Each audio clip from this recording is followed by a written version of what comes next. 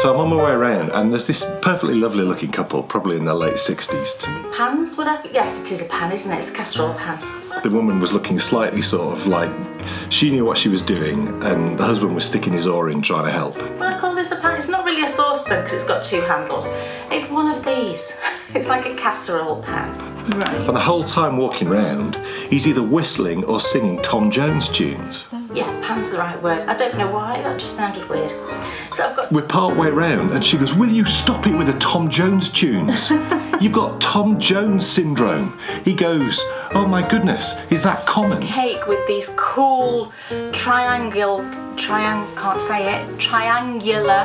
You know, the people who are going round pushing and doing the shopping for other people. He goes, "Oh, it's not unusual." And off he toddles around the next aisle. I can't hit my face. Right. No, oh. 1, 2. I have trial run.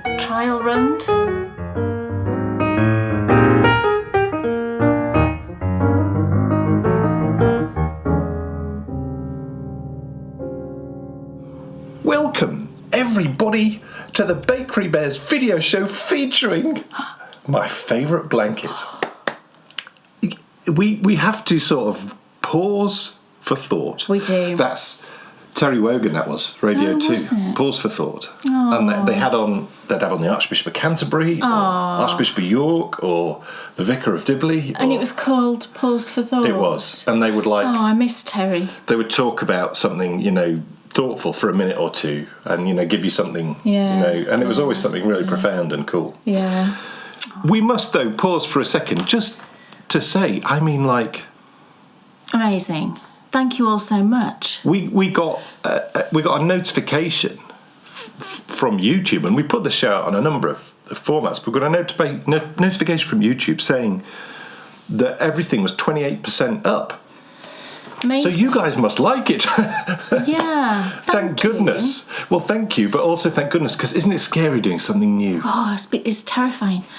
And, we're talking obviously about my favourite blanket. And, yeah, it is terrifying because, from my point of view, I'm always nervous about any sort of new design. But because this is so different, because this is just something I'm putting out to everybody in the whole world, in theory, could watch this and knit one of these blankets, it is really daunting. But, you've all just been so fantastic, and there's so many blankets being cast on, and, it's just been wonderful. So thank you all so much. I was going to follow it up, actually, by saying it's equally frightening with exciting. Yeah, that's probably true. We do love doing new things. Oh, I love it. I'm just loving it. I've just got to say that, really. The one that you're going to see today, I felt more relaxed, and I said to Dan, I feel better. We did that first one. It's once you've done the first one. Yeah. It's like anything, isn't it? You get the first one out of the way. It's like your first day at work. It is like that. What's it going to be like? Be a bit nervous. Will anyone be my friend? I vividly remember my first day at work. Like it was yesterday. School, the list goes on. Yeah, absolutely. So, when you come to do it again, you're like, whew, okay, I know what I'm doing. This is all right. This is okay. This is good. I just loved filming this next one, and I know I'm going to love them all. What's been lovely for both of us is because this is a much more involved show, because there's more elements to it. Yeah. We seem to be doing more things, like different things together, it's just like so much fun. We were out doing the external filming for this episode, and we finished filming it, and we were starting off coming back, and I had that feeling that I have after I've done a shoot for Walking the Wall or Walking the Dales, and I said to Kay, my goodness, this is so cool. Yeah. Doesn't it feel great knowing everything? Yeah. In the old days, they would say it's in the can. Yeah, we'd done everything. We film it. We film it in a way that you don't see it in the order that we film it. Yeah, they don't need too many details. Okay. They just want to enjoy the show. Yeah, but it was the last thing. What's the expression? Don't tell them how the sausage is made. Just enjoy the sausage. So yeah, we'd finished. Everything was done. And we were just about to walk home, and it's about a 20-minute walk, isn't it, to where we actually film the sort of outside bit. So we'd just got 20 minutes to just enjoy being out in each other's company and walking home, knowing that we'd done everything we needed to do. Dan obviously had to edit it all and put it all together. But it was just fantastic, and we just had such a fun 20 minutes walking home, with that feeling. It was great. And today, brand new show. Oh, Yes. The next episode of My Favourite Blanket. It's a corker. It's a corker, and the all coming. colourway is just the bee's knees. All coming later on in the show. What a 2 weeks we've had since we last saw you. My goodness, the weather's been a bit crazy. Oh, it has. It's been bonkers. Really high winds, and now it's freezing cold again. Freezing cold. But luckily that sort of plays into one of your passions, and that is collecting coats. Do you know, I knew he was going to mention this.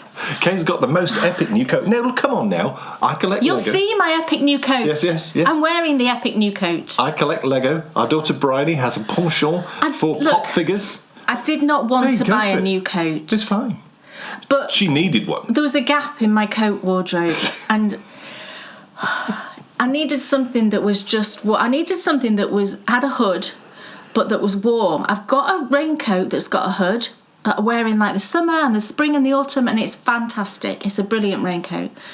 I didn't have a warm one with a hood because quite often it's raining when I go for my walk, and and sometimes if it's windy, you can't have an umbrella up. And I was like, I just need a hood. Well, I have got the most epic hood on a coat you have ever seen. Wait till the you whole see it. coat's tremendous. It's really long. The coat is really long, which I love. The key to success, I think, I've learned this over the last few years, and I never really did know it before, but it's when you're out in the elements, you think you need one thing, but actually what you need is, yes, warmth, but breathability. It's breathable. And, you know, I always invest in a coat. I've come to learn that I've had really cheap coats in the past. You spend more on cheap coats. Honestly, I've been to Primark and I bought cheap coats that are like £20. They've lasted a season or two. And then the zip breaks or the lining tears, or, you know. And then before you know it, you get what you pay for. So these days I do invest in a coat, and I always try to get them in the sale, but this one I've just bought is a Barber. And it's just the most fantastic coat because it is breathable. So even though it's super warm, isn't it? My goodness, you don't feel claustrophobic in it. You know, I hate that. It's a brilliant coat. It's an interesting point that you make with the whole claustrophobia thing, and it's completely true. That sort of enclosed nature. Yeah. Because once I've been walking a bit as well, I do warm up. You know, even when it's -7. Like yesterday, we went for a walk and it was literally -7. We were freezing. And when we first went it's out. like, what do you do? Because, you know, you're covered and everything's great, but then, like, your cheeks, your face is right just here, like a frozen block. It's frozen. And I'd only put fingerless mitts on because I thought, I'll get warm. And we went out and I'm like, this is not a good idea. But towards the end of the walk, I had to take my mitts completely off because I'd warmed up. Speaking of things that wear out, and speaking of it being cold, my winter running tights. Oh gosh. I mean, I've had them 6 years, so I can't complain. I do get stressed when things like that go wrong. But thankfully, those backups that I already had, they've proved to be tremendous. I'm out running. Luckily, I'm out and it's dark, but I'm out running and they completely split. We won't go into any more details. He came home and he's like, they've completely split. And I said, can I sew them? He's like, no. Beyond both that. sides of the seam, they just went. Totally split. But in 6 years, so... Pretty good. Well, yeah, it's really good. I don't put them in the dryer. I don't put any of Dan's running gear in the dryer at all because I think because I have to wash it every single time, you know, when he's been for a run. I think drying can be a bit damaging in the dryer. So definitely wash them and stick them on the airer. Yeah. I must say, actually, as well, just thinking about cold things and being outside and travelling, we've been watching Michael Palin. An old Well, we watched a new Michael Palin, didn't we? Watched the North Korea one. The North Korea one, which was brilliant. And the Iran one. Yeah, Iraq. Was it? No, it wasn't. It was Iran. Was it? No, it was Iraq. Was it Iraq? Iraq and North Korea. I don't say Iraq. I say Iraq. Sorry. Yes, it was brilliant. Absolutely brilliant. So we went looking for older ones of his. You say water, I say water. No, we don't go there. No, we don't. I can't. We've not got time to go down that rabbit hole today. I love a Yorkshire accent, but I can't be doing with people saying water that. It's one that came out around 1997. It's where he's following the timeline, isn't he? He's going around he's going around the... Full circle. Full circle. Yeah. Full circle. It's really good.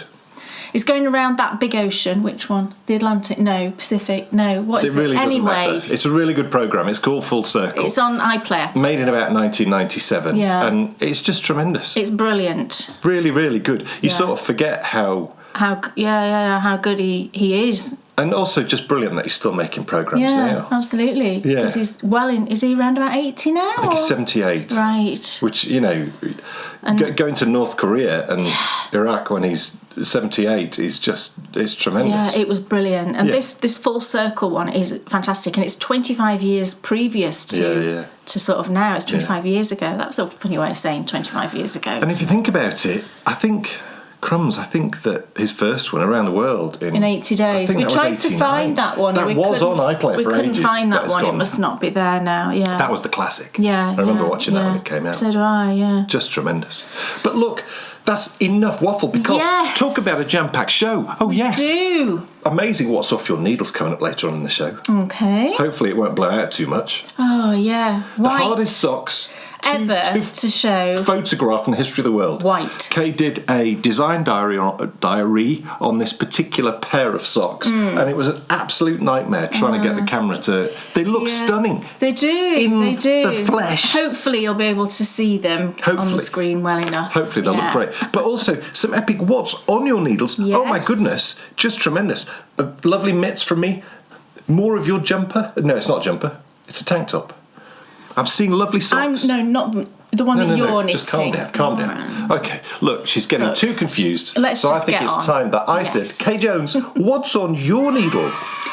Okay, so my first thing is Dan's socks. Dan's socks I showed you last time because I had a whole lot more to say about the yarn and the socks for these, and I just got so distracted when we were filming last time. I totally forgot to say a bunch of stuff. So I'm going to say all that stuff. Yeah, I finished one of his socks and I just love them. Oh, yes. Aren't they lovely? I just love this yarn so much. Oh, gosh. I think it's one of my favourite colourways that I've ever knitted. And I know the name of the colourway thanks to a lovely viewer who reminded me what the colourway name was. And I'll tell you. So the yarn is Trekking XXL. The colourway number is 126 and it's called Brax Candy. Yeah. And I looked up... Not saltwater taffy. Not saltwater taffy, but I was in the right area, wasn't I? I knew it was something to do with sweets. So I looked it up and Brax, you will all know in America, so I'm just telling you all, but I didn't know. Brax is the name of a manufacturer's, like a sweet company, we would say, in this country, a candy manufacturers. We must just say how surprising the variation in stories behind saltwater taffy. Oh, yeah. It's difficult to know quite what the truth is because the stories are vastly different. Yeah, loads of people commented and said this is why it's called saltwater taffy. I actually looked it up on Wikipedia. Says it was something like the factory where the candy was made, this is years and years ago, was flooded. Correct. And we did have one or two people, one patron in particular I can think of, who gave us that story. And the people who made it started referring to it as, oh yeah, you've got some of that saltwater taffy because it got flooded with salt water and it just stuck. Yeah. So according to Wikipedia, that's why it's called that, but who knows. So yeah, look, I finished a whole sock. And it's got this lovely texture pattern. This hasn't been blocked at all. It's just straight off the needles. I've not even woven in the ends yet, actually. I just was so keen to get the other one on the needles. And the other one is on the needles. And I'm this far in. And by some bizarre quirk of fate, they almost match. I mean, what are the chances? Look. What are the chances? Look at that. Almost by probably maybe a round or a round and a half, 2 at the most.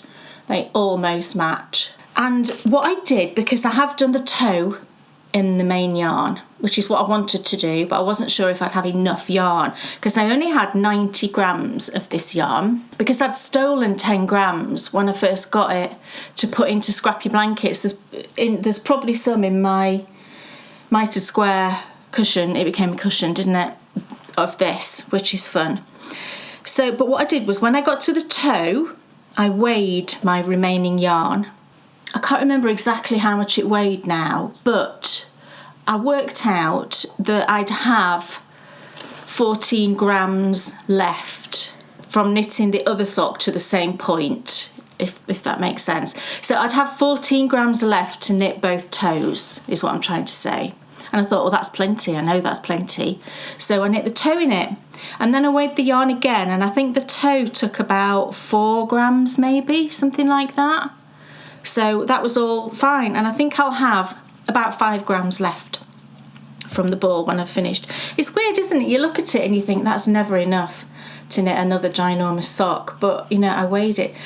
Look how the ball's wound there. It looks like tartan, doesn't it? That's quite cool. So, yeah, I'm knitting away on the second sock, and I've been using my, what did I call it? I need to come up with a name for my method of how I'm sort of knitting at the moment. But my planning, I plan all my knitting really detailed. Yeah. You've always responded better. Yeah, I have. And it's just worked brilliantly for me. I did have a little break from these for a few days because there was a design project I had to pay some attention to, and I had to spend a few days on that. So I would have been a little bit further ahead had I not had 2 or 3 days break, because I just had to do something. But that's fine. I'm now back working 10 rounds a day on these. And I think I've worked out that in my book, it's down there, but I know in my book when I planned it out, it would take me 17 days to knit 1 sock. And I've done, I think, 3 days here. So I should have this done in 2 weeks if I follow my plan, which is brilliant. Now, what I wanted to say is the heel yarn. I think it matches really nicely, actually, doesn't it? It really does. It's an opal. It's an opal solid, and it's camel is the colourway. Now, I bought this recently because I just didn't have a heel colour that either matched exactly or coordinated, so I thought I'm going to buy a ball. I haven't bought any yarn this year yet. I'm trying not to buy yarn. So this is brilliant. I bought it last year, this back end of last year. So I bought a skein of opal because this colour I will use in a lot of things for heels and toes. It's very neutral, isn't it? But what I've realised, and I kind of realised this before, particularly with the opal solids, I think the opal solids, it feels like a much thinner yarn, certainly than I've got a main, variegated one here. This is one of the Van Gogh ones that they released relatively recently. They re-released them, didn't they? It just feels thinner to me, the solid ones. And that just got me thinking about opal again, because I've said this about opal, haven't I, before, that I feel like their yarns are not quite as plump as they used to be. So, in this bag, I've got a gift that was sent to me years ago from a lovely friend, and it's 2 very precious skeins of opal from their Harry Potter range, which they did years ago. And very kindly, this friend sent me one. Look, they're so old that the label has come unglued. But I've got Lupin, which is amazing because that's Bryony's favourite character. So I've got Remus Lupin, and then I've also got Harry and Ron. I think this one was called. I know that one. Yeah, Harry and Ron. I've seen things knitted up in that one. Right. I'm sure I have. And these have just been they've stayed in this bag that my friend sent them to me in, and I've just never been able to bring myself to use them, which is so silly, isn't it? And I'm definitely going to use one of these this year. I'm going to make a pair of socks with the Lupin one, I think. But what it allowed me to do is to have a look at a skein of yarn from years ago of opal and compare it to a modern opal. Now, first of all, I think they're winding the skeins slightly differently. I don't know if you can tell. The new one is taller. I don't know if you can sort of tell. It just looks like it's been wound slightly differently. But, I mean, to my eye, when I look at the 2 yarns, and when I feel this Harry Potter one and squish it, and when I do the same with this one, the Vincent van Gogh, it just doesn't feel as cushiony. I squish this one and it feels bouncy and spongy. This one feels a bit more drapey. So, and I know that nothing ever stays the same. Batches of wools can never be the same, can they? And I totally appreciate that. But I think this is why I haven't been knitting opal socks more recently than I used to, because I just don't feel that I like the yarn as much as I used to. This is just a personal opinion, you know. Other people might think differently, and obviously that's totally fine. But I just wanted to mention that, really, and I think what I'm going to do you is... actually filmed... I mean, you identified this as a problem a few years ago. I did. And you filmed a series this. where you went on a quest for a new opal. Oh, that's and you true, found I a did. few that sort of were okay. Yeah. Nothing, though, I think quite matched your love of the original. So I think what I'm going to do is I'm going to knit Dan. The next pair of socks I knit for Dan, I think I'm going to knit in the Lupin. I was kind of saving this for Bryony because Lupin is her favourite character. But she never really gravitates towards wearing more woolly wool socks. She prefers hand-dyed, you know, the softness of hand-dyed. And I just don't think she would gravitate towards wearing this. And plus she's older now, and although she likes Harry Potter, she's not completely obsessed with it like she used to be. So I just really wanted to tell you my observations and my thoughts, I guess, on the whole opal yarn situation. Yes. So, Dan Jones, what's on your needles? Well, it's the stacker. That is the tank top, vest, whatever you want to call it. My goodness. Let me, please. Yes. You've had your minute. All right.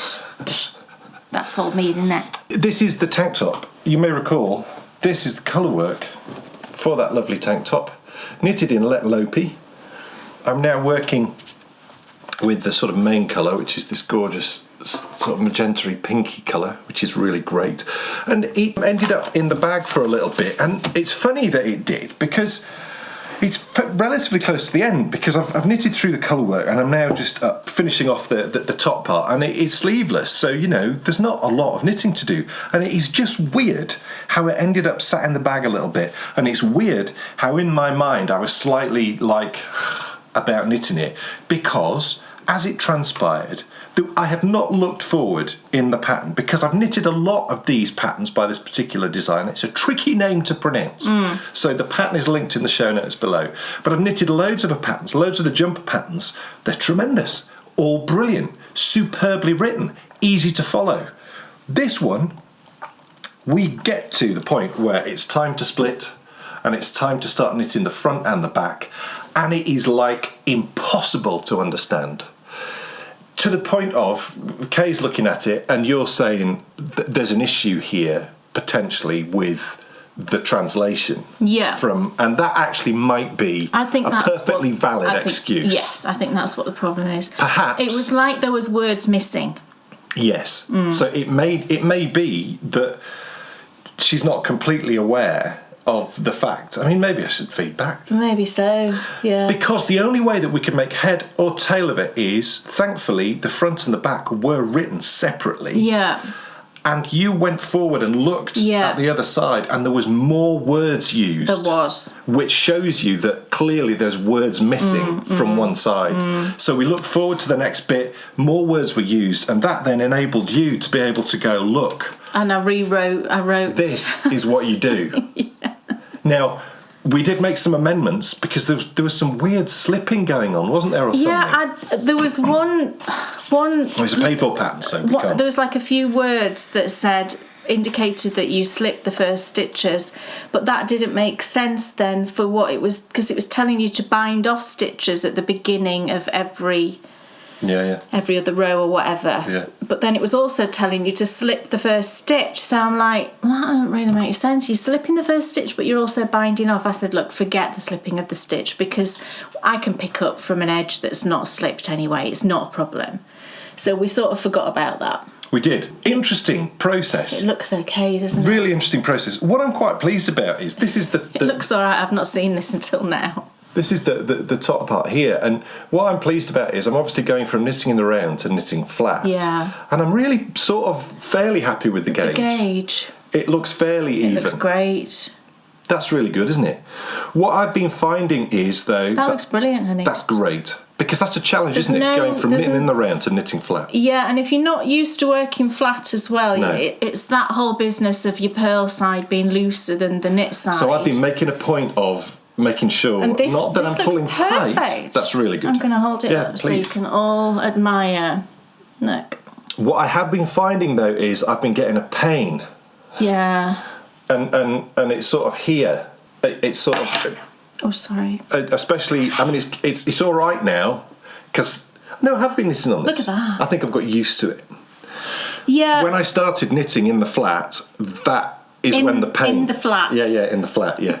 That sounds like you're like in a flat. I was. When I started knitting in the flat. When I started knitting in the flat, I started getting this really quite acute pain here. Yeah. It hurt, especially when I pulled my fist in. And it's so weird. You get the same pain. I've been having the exact same pain. And I said to Dan a week or so ago, God, I don't know what's going on. I thought I was getting arthritis or something. And I'm like, no, you're not. Because when I sort of make a fist, my middle finger here feels really tight. Tight, yes. But I think it's actually from knitting Dan's socks because the yarn is really thick and cushy. The gauge is tighter than I usually knit to. And I think it's just that. So I said to him, look, I think this is going to resolve. And it goes away. If I don't knit for a bit, it goes away. So clearly it's a knitting thing. Yeah. But it's strange we've been getting the same sort of pain. But look, I'm, doing nicely on this side. Oh, can you imagine me wearing it, At least halfway up. So that's like I say, there's not a lot to do because once those sides are done, join on the top, probably a 3-needle bind off. So you've done all of the decreases now. I have. I'm just knitting straight. It looks great, doesn't it? Yeah. I'm so pleased. Oh, that's one of my hairs. It's one of my hairs. It can't be yours.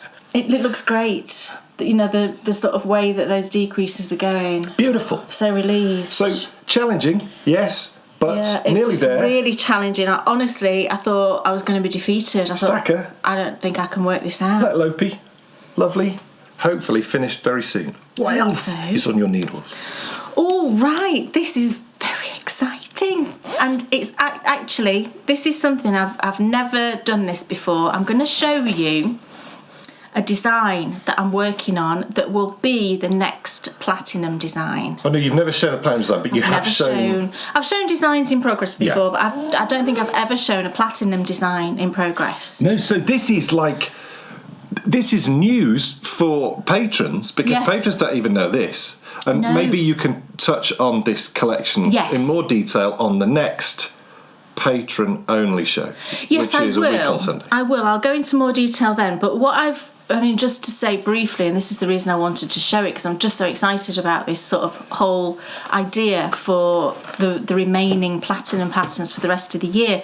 So there's 3 remaining platinum patterns. There's March, June and September for this year.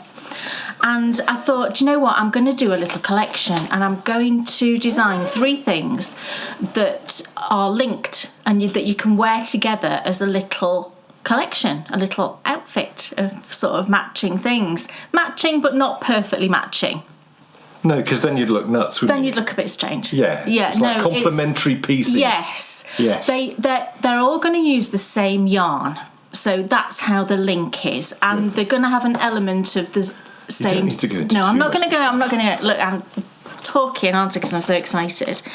But yeah, I wanted to show you the first one because I'm just loving them so much. So the first design is a pair of fingerless mitts. So these will be coming out to patrons on the 1st of March. And what I'm doing for this collection is I dyed some yarn, and I did show you the yarn actually before. There's one skein is up there and the other skein has been caked now. Here it is. Oh, it's so pretty. It's a bit more, it's not quite as orange as it's coming up there on screen. It's like a kind of gingery, nutmeggy sort of colour. Really, really pretty. But what I've done is I'm combining my dyed yarn with a set of minis. And these minis will be used through all 3 designs. So I thought, how fun is that, right? So you go in your stash, you want 2 main skeins of like a tonal, and then a set of 5 20-gram minis that you think will coordinate with those tonals, and you're going to use them through all 3 designs. I just love the idea of that. I thought that was really fun. Oh, and I've got a new cable needle, so let me just show you that. So yeah, these are a pair of fingerless mitts, and there is a theme that runs through all 3 and an inspiration that runs through all 3. but I won't tell you what that is. It's a treat that they're even seeing the design. It is. I won't tell you what that is, so I'll keep that a secret. But I'm going to show you the start of the mitt. So I've just started the gusset increases. I think I'm knitting a sock. I'm not. So I'm going to arrange it on my wrist, and then you can see it better, can't you? So here is the mitt. I hope you can see that. Yes. So down here I've used all 5 of those minis, and this is garter stitch. So it's got a garter stitch cuff, which I think is lovely. And then there's going to be, I'll probably not arrange this correctly, but there's this gorgeous cable that's going to run up each side of the hand. So this is my right hand, so it'll run up the right hand side. I couldn't think then.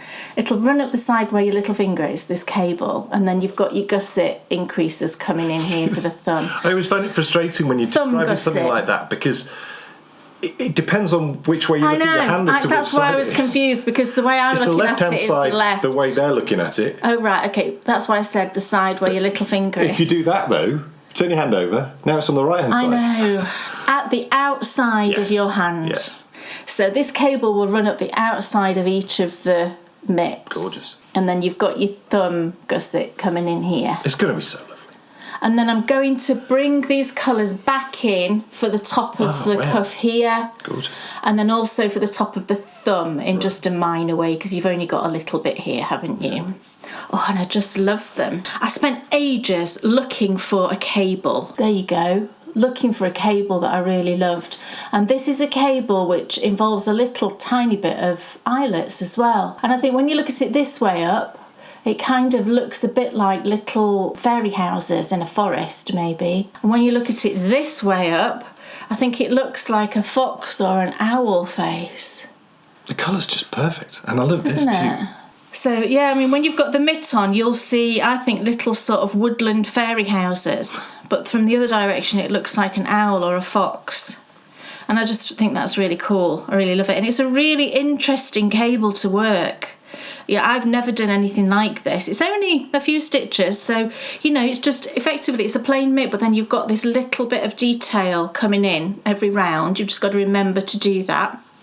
And it just makes...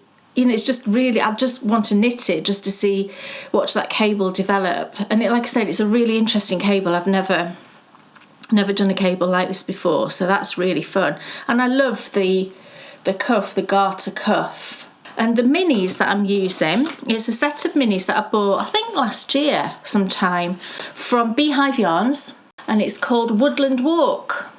So that theme just tied in really well. And the minis are all just lovely. I'll see if I can hold them up. There we go. Look, aren't they lovely? They really are. I mean, it's perfect. And they just pair so well with that yarn that I've dyed. Yeah. So I think that's just so fun, isn't it? To think, oh, I need 2, you know, to knit all 3 items, you'll need 2, this is all fingering weight, 200 gram skeins of a tonal and then a set of minis that coordinates. What's massively exciting, I think, too, is the fact that you've never done this before anywhere. You've never gone, right, okay, I'm going to... Yes, it's called a Platinum collection, but historically it's not been a collection that's joined together. No, they've all been individual designs. It's a collection of patterns that's available exclusive. Yeah. Whereas this is actually, it's like a collection that you would see on a catwalk. Yes, and I can't wait to have all 3 things and lay them all out and photograph them. This is the other thing that's so great. So lovely. And this is why I love how you design, because you've designed this because this is what you want. Yes. Because whenever I go out, you know, from a walk, nothing ever matches. And it's fine, it doesn't bother me. You know, I'll have a hat on that's brown, and then my mitts might be cream, and my cowl will be multicoloured or whatever. And nothing matches. And I thought, it would be nice just to have one set of something that matches. So that's what inspired me to do it. That could be worn as smart too. So you're going somewhere, you could actually put that on and it would look really smart. Look really smart. So I love the whole sort of the idea behind the Platinum collection this year. So because it involves a cable, I needed a cable needle. I have done the whole cabling without a cable needle, and I know how to do it. I just don't enjoy it. You've done tutorials on it. I've done some tutorials on it, I just don't enjoy it. So I always use a cable needle. But because this is sock weight, It's difficult to find cable needles that are really fine, I've discovered. I really went hunting. I've got one that I was using, which is a clover. Because you don't like straight ones.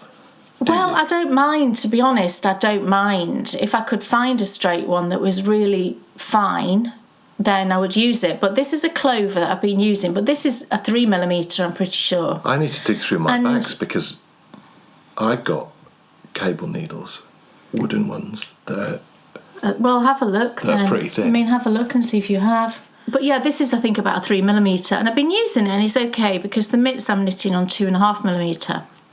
But I went looking and I bought these from Amazon the other day. I think it was like $1.99. So I thought I'll have a look. They're aluminium, and it was 2 that came like this from a company called Corbond. Yeah, Corbond. It's on the bottom there. It's a UK company actually. It says on the back. It's got a UK address. Lincolnshire. How cool is that? So this is, I think on the front it says that it's 2.4mm, this one. So, oh no, it's focusing on my face. Anyway, to focus on something as small as that is a challenge. So it's 2.4mm, and I've been using it, and it's definitely better in terms of width, but it's just a bit long. Look, I mean, if you look at the difference, put your hand behind it. Okay, if you look at the difference, there you go, between the length, it's really long. The metal one. So, I don't know, I'm still on the hunt for something. I don't mind if it's straight, I don't mind if it's bent. I just want it to be like 2.5mm would be ideal. So I'm still on the hunt for that. This one's okay, and you know, it's got a 4mm one on there as well. $1.99 I think it was, or something like that. That's my little cable hunting story. I'm also knitting mitts too. Oh right. Oh, these are so nice. You're knitting mittens. Mittens. I'm blooming loving these. Really, really loving these. I'm developing a real passion for knitting mitts and mittens. I just love, particularly, doing the thumb gussets. Yeah, I enjoy it. Mitts for me are like massively a cool. simpler sock. Well, it is if you've done a few of them. It isn't if you've not done one for a while. I just have a little hold? Just the business, the yarn is... It's the merino yak, which I've knitted with loads, and it's just tremendous. It is lovely. Really good for colour work too, which is just great. But also just great to knit with. It just feels really good, really lovely to work with. And Kay designed these for me for my birthday last year. Yes. And I couldn't cast them on until... Well, I could have done, but I didn't cast them on until after the...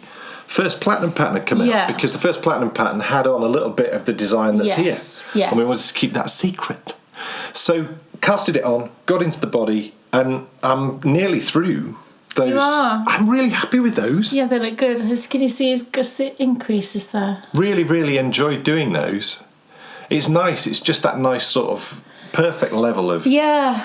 What I do with gusset increases for the thumb with a mitt or mitten, fingerless mitt, whatever, is I like them to be right on the edge of your fabric. If you imagine your hand without a thumb. So I like the thumb to come out right on the edge here. So I do it in a certain way that means it is right on the edge. Sometimes I've knitted mitts and it's been kind of in a little bit, but mine are right on the edge. So I like that. And the whole sort of process, what's so lovely is when Kay designs me a pattern, you tend to put the things in. I did a long tail. It's very long. She tends to put in the things which really sort of appeal to me. Yeah. And so every sort of stage of it, it's just perfect.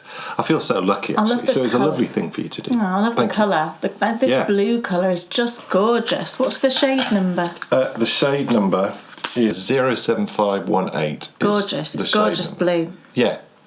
And yeah, I couldn't recommend this yarn more. It's fantastic. I've knitted with this loads. Yeah.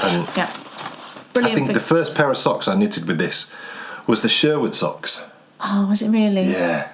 Did you do Whispers in the Walls with it as well? I did too. Yeah. Because I used this yarn for Whispers in the Walls. Or maybe I did Whispers in the Walls was first, and then you designed the Sherwood socks off the back of that for me, which is just lovely. So, Equinox Mittens, these. Yes. I found that quite hard to say, I don't know why. And this is a full mitten. Yes. With a top on. Yeah. Yeah. So there we go, looking rather lovely, and hopefully I'll have made lots more progress when you see them next time. What else is on your needles? So the last thing I've got to show you this time is another pair of socks. And this is a pair of socks for Bryony in a bag. Isn't this fabric just fantastic? It's like Wild West but pink. Is there anything better? I made this bag years and years ago. It doesn't have a gusseted bottom, it's just a plain bag. This to me looks like the backdrop, the set for an episode of Hey Dougie. Oh, it does a bit. Yeah, it does. Have you seen Hey Dougie?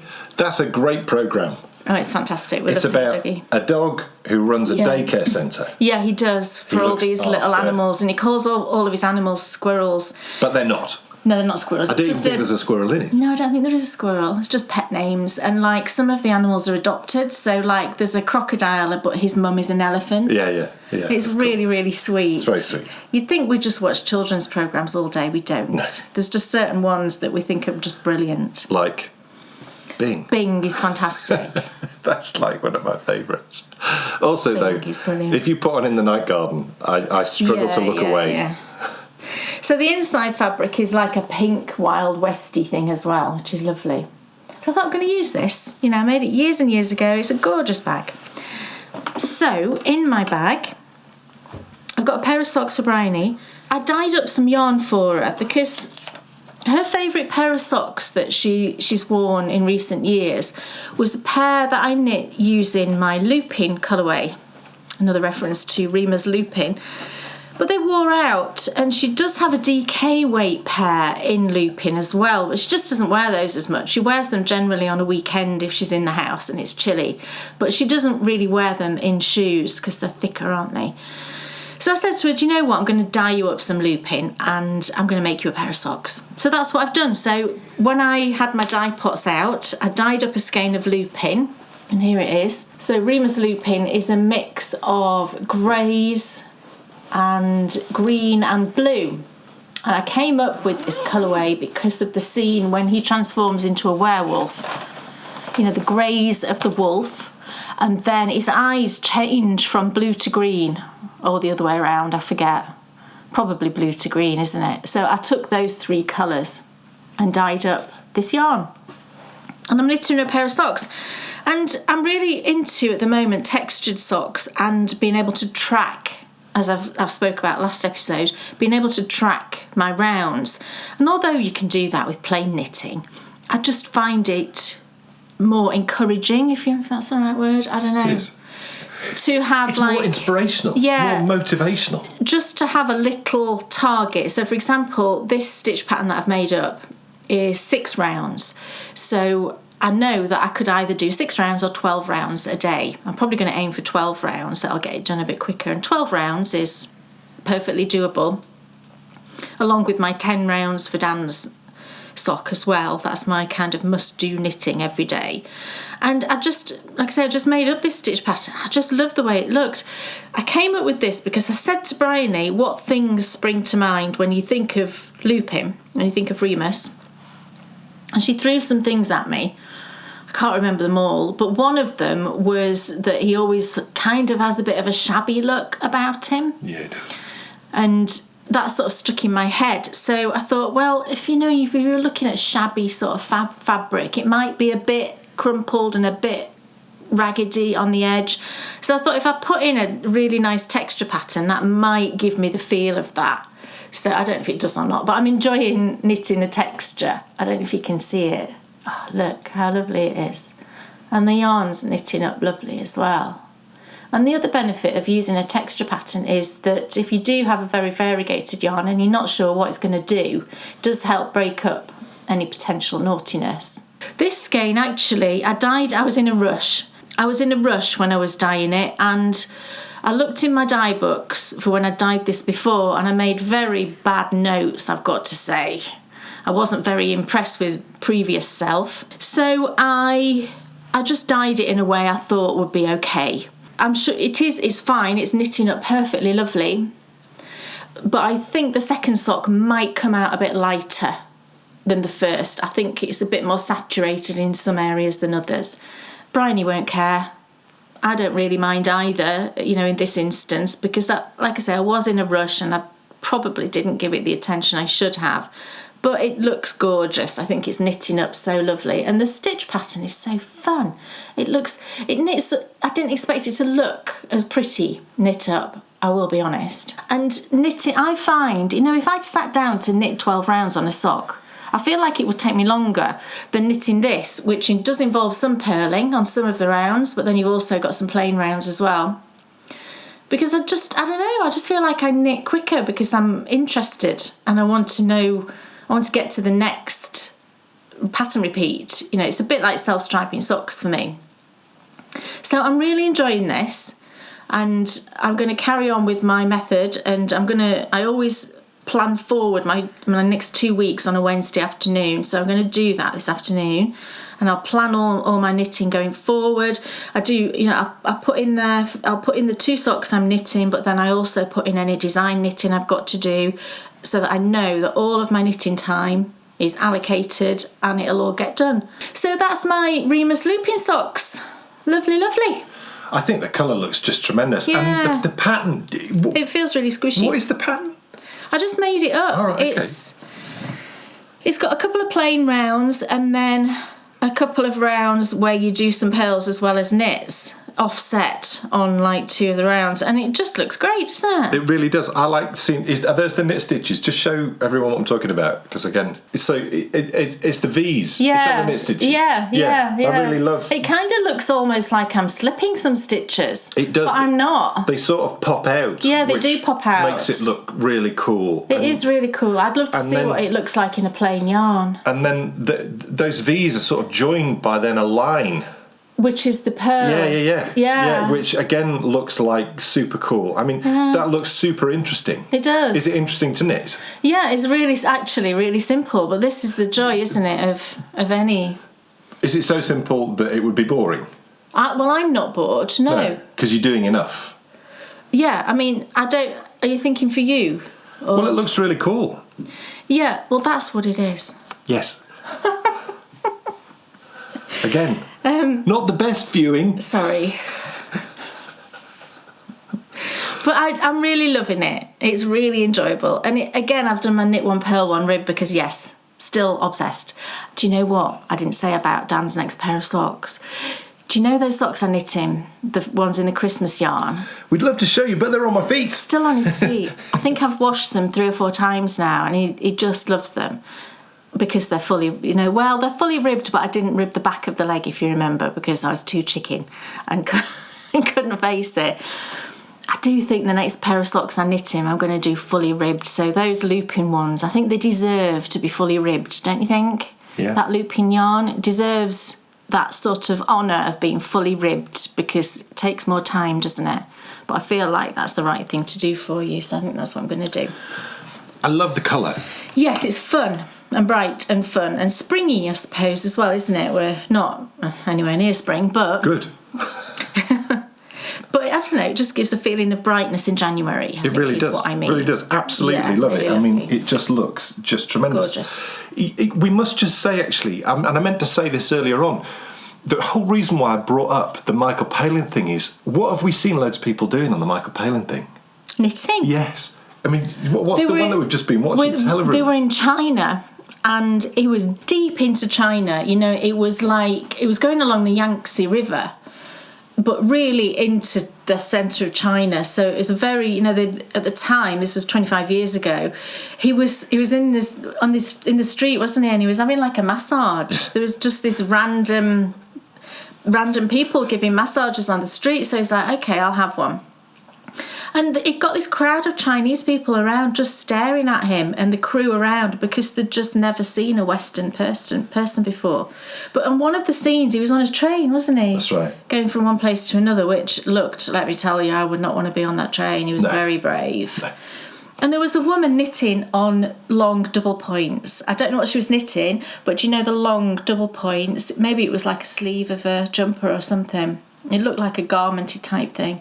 Knitting away like fury. We were like, oh, how amazing is that? And I think we saw someone else knitting too. Did, I'm sure we saw. We did. There was enough for me to think, my goodness, this is cool. Yeah, it was very cool. Loved that. Look, it is the moment you've been waiting for. Oh, yes. 2 weeks ago, Kay debuted her brand new show, My Favourite Blanket. Over 12 episodes, you'll join her as she shows you how to dye the perfect yarn and then knit, yes, teach you how to knit a special blanket designed just for you. And it's all inspired by nature. What does she have in store for you today? Let's find out in the next episode of My Favourite Blanket.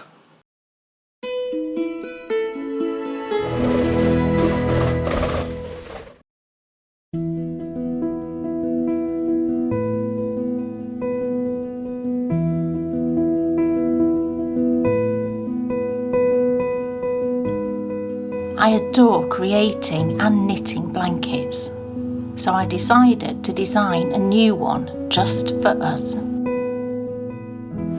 In this series, I'm going to show you how to make your own, from the yarn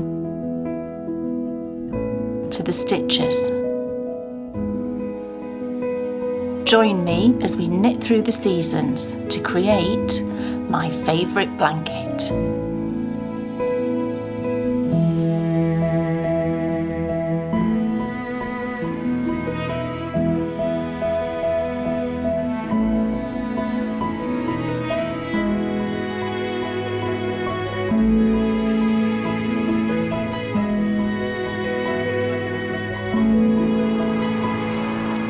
Welcome everybody to My Favourite Blanket. I am so thrilled to be back with you again.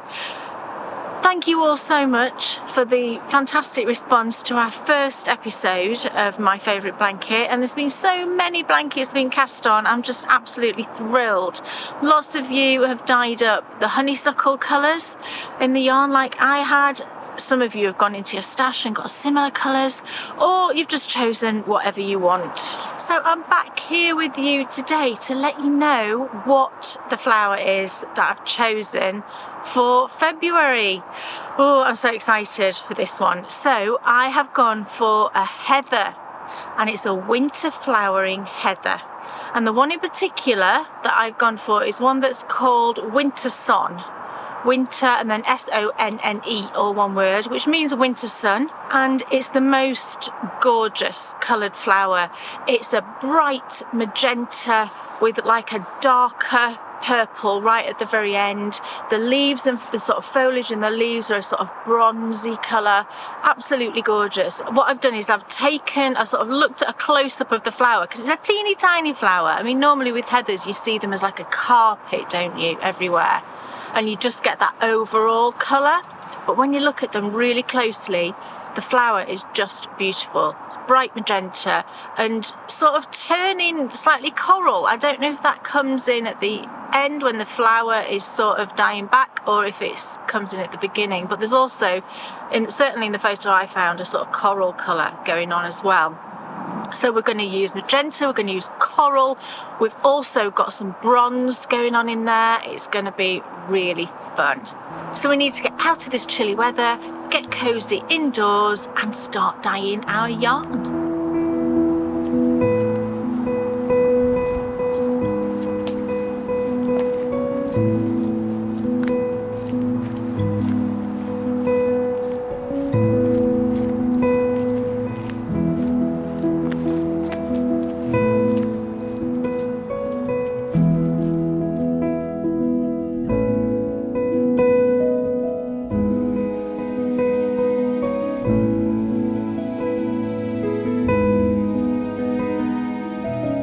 Okay, so what are we going to need to dye up our gorgeous heather coloured yarn?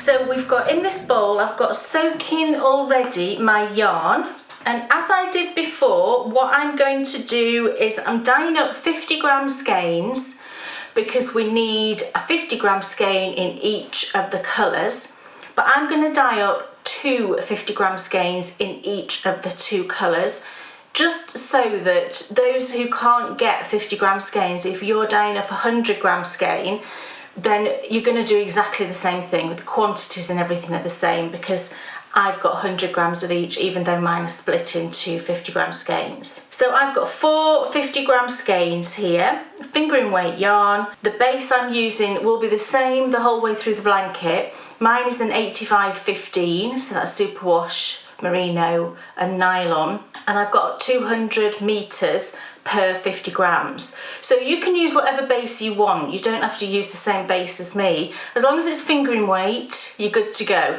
I mean, you could even, if you wanted to, you know, if you're pulling from your stash, don't worry if they're different bases each time.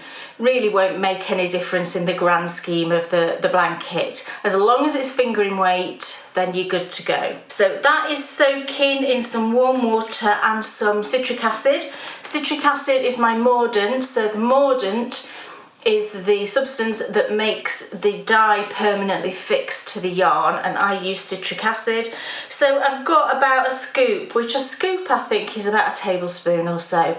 Tablespoon or so into the water, yarn in, and that's been soaking about half an hour or so. I've got 2 pans. These are what I like to dye in. So I've got 2 of these because we've got 2 colourways. I've got my mask, of course. Something to protect my work surface, so I've got a bit of leftover oil cloth. I've also got some tea towels over there. I've got my trusty big spoon, can't do anything without my big spoon.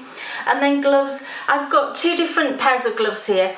I don't like wearing gloves, but I found that the sort of thin, these ones are hypoallergenic. I just buy them in boxes of 100.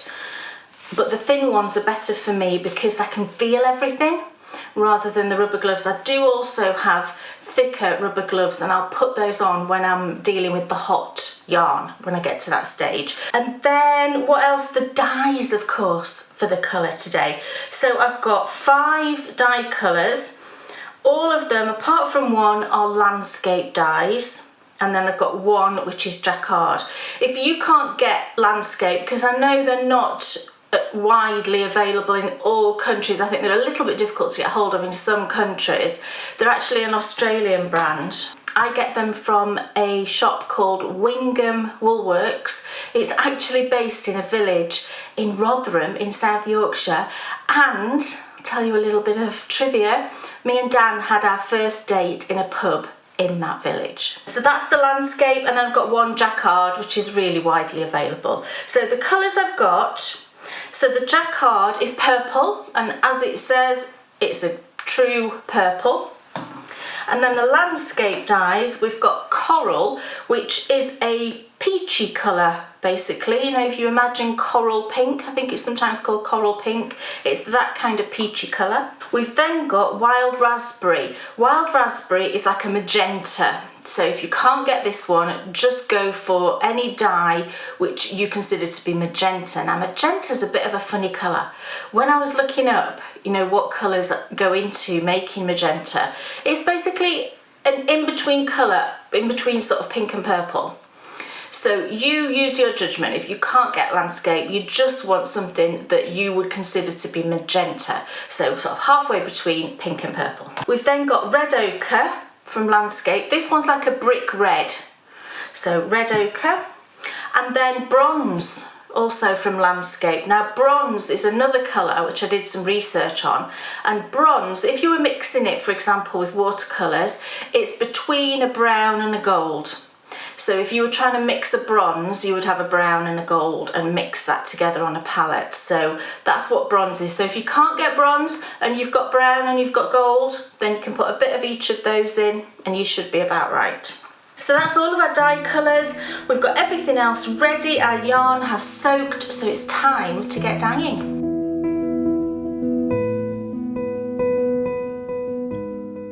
Okay, so in my pan I've got not very much water at all, only about maybe an inch or so of water. And there's in there, I've popped in some more citric acid, so about another tablespoon has gone into there. And it's now nice and steamy, it's got to that steamy point. Now someone did ask me what temperature the water should be when you're dyeing. Now I can't answer that question because I've never physically taken the temperature. However, I've said this many times, but I will say it again. I never fully boil the yarn. I don't find it necessary to rolling boil the yarn. I feel that that's quite damaging to the yarn.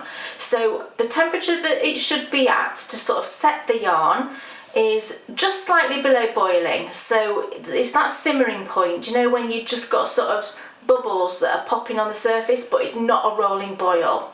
At the moment, this is just steamy, so it's just nice and hot. If you put your finger in, you'd have to take it straight back out again. It's that kind of hot. So into here, I'm going to put 2 of my skeins. So this is the first colour that we're dyeing up here. So I'm going to go over, grab them, squidge them out. Someone else commented as well that they were really surprised I was dyeing yarn in a white shirt, and they were a bit kind of horrified. I like to live on the edge, is all I'm saying.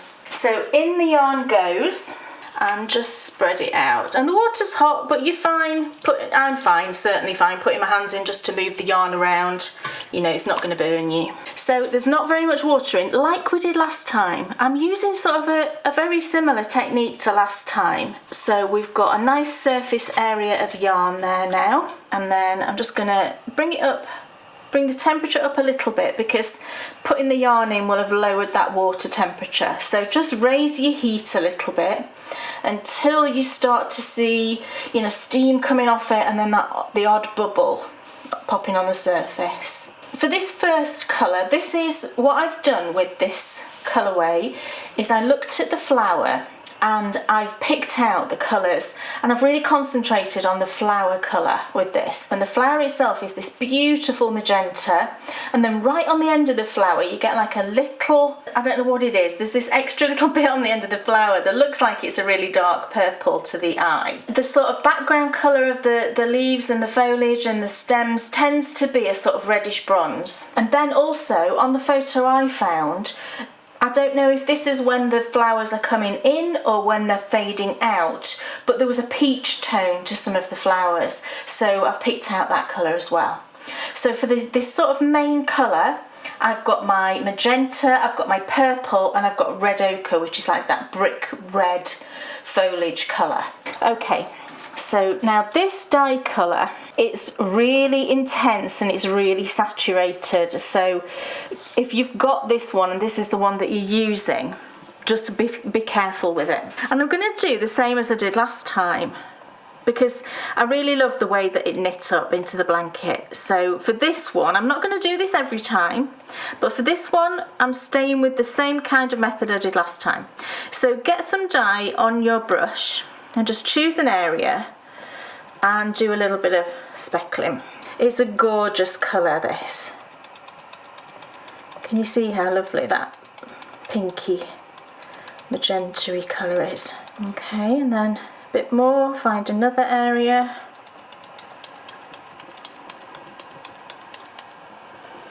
And just repeat that, because we can always go back and add a bit more if we think it's not pink enough or there's not enough dye there.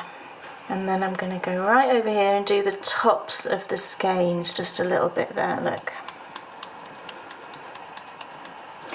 Now, do I think there's enough dye there? Do you know what? I'm going to just intensify it a little bit. I'm going to go back over, because I really want to see, when I'm knitting, I really want to see these bright pops of magenta. It's better to go gentle and add more than, you know, dollop in a great big lump and think, oh, that's a bit much. Okay, that looks good. And I'm going to go on top of my magenta and just add a bit of depth with the purple. So this is like the end of the flower. If you look at the photo, you'll see this dark end to it. So just in the centre with your purple, pop some on. And you can sort of scatter it around a little bit if you want. But we want to maintain that magenta as well. So just a little bit. And if you want to, you can find a little area and just put on a bit of purple, just for a bit of fun. There, look, a bit there, a bit there, maybe a bit there. And then you'll get, when we're knitting it up, you'll have an area where you just get that purple, and that's fun too. So now I'm going to my red ochre, and I'm going to go for the areas that don't have any colour and just pop on some red ochre. And this is a great colour because as it sort of dissipates around a little bit, it does have some sort of peachy tones in there. So that kind of, it picks up on the sort of foliage colour, that reddish brownish, but also the sort of peachy nature of the flowers too. So I'm just choosing areas and popping on some of the red ochre. Okay, so now we need to just leave that be. Don't touch it, don't do anything with it. I'm going to put my heat back on. Just give it, you know, a few minutes. If you want up to 5 minutes, probably would be perfect, I would say. And then we'll come back and we'll check it because we just want to make sure those dyes are fixed. Now what will happen, although at the moment we've got lots of white areas, you will find that the dye will sort of gradually move out. Some of it will move out and we will get a gentle sort of pinkish tone, pinkish purplish peachish tone to the background colour. But for the moment, just leave that be and we'll come back in 5 minutes. Okay, so that's had 5 minutes now, and the way that you can check just to make sure we've got a good set of dyes, to take your big spoon and just find an area of colour and just sort of go in and get a bit of water and drop it down. Can you see how that water's clear? And go into another area. Very, very slightly pink. But that's fine.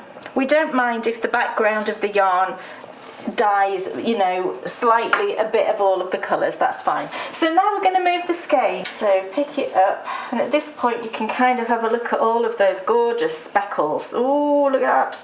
It's going to be so fun to knit this, you know, when you get one of those little dark areas.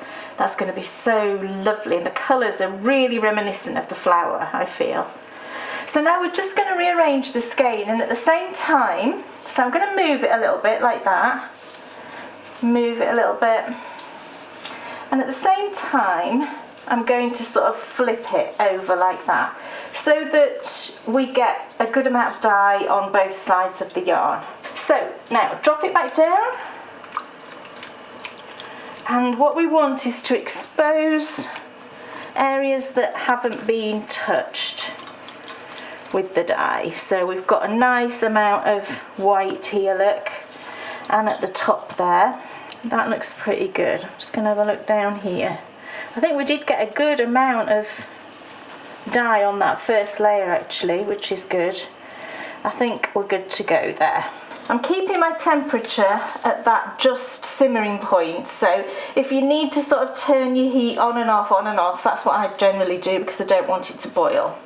So we're going to repeat what we did before, probably not quite as much as I did before because that first layer has had a good covering, but just repeat what you did. So first of all, the highly dangerous wild raspberry that I treat very gently.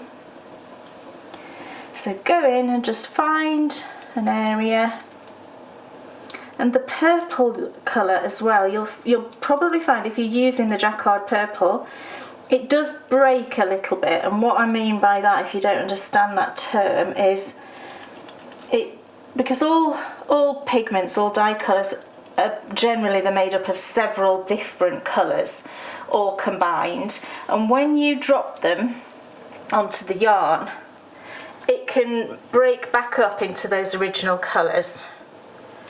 And the purple, I find, does break, and you will get some little bits of blue. It all adds to the fun, I think, of it. And I can see some areas where I've got a tiny bit of blue, but I think that's just lovely. Okay, back to my purple, and just, as we did before, a little bit on top of the pink.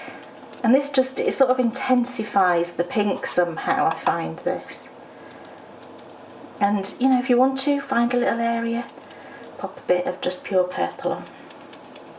And then the red ochre, just find a little naked area and drop a bit on. Okay. So, oops. Pop your heat back on if you turned it off like I did. That's the dyeing done for this colourway. It's looking gorgeous. So just leave it again for 5 minutes, and then once your temperature is up and you start to see that movement in the yarn and you've got steam coming off, not that rolling boil, because also if you rolling boil it, we're going to disturb all of those dyes that we want to sort of set there with the speckles.